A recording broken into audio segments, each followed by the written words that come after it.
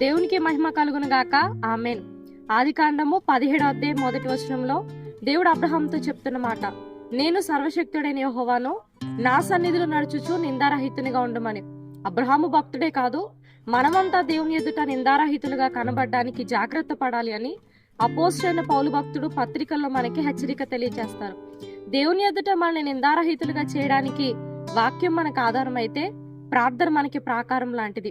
అందుకే యేసుక్రీస్తు ప్రభువారు యోహాను సువార్త 17వ అధ్యాయం 15వ వచనంలో ప్రార్థన చేస్తూ తన శిష్యుల కొరకు ఇలా మాట్లాడుతారు, ప్రభువా తండ్రి, నేను వీరిని లోకం నుండి తీసుకొని పొమ్మని ప్రార్థించట్లేదు, కానీ శోధన నుంచి లేదా దుష్టు నుంచి వీళ్ళని తప్పించమని ప్రార్థన చేస్తున్నాను అని వారి మీదికి రాబోతున్న శోధన తప్పించుకోవడం కొరకు ఆయన ప్రార్థన చేస్తారు.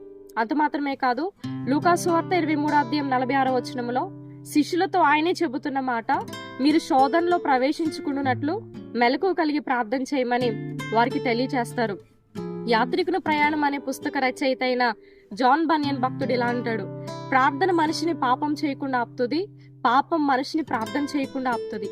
దేవుని ఎదుట మనల్ని నిందారహితులుగా చేసేటటువంటి ప్రార్థనని ప్రాకారంగా చేసుకొని ముందుకు సాగగలిగిన కృప దేవాతి దేవుడు మనందరికీ దయచేసి బలమైన ప్రార్థనాత్మ చేత నింపి నడిపించును గాక. ఆమేన్.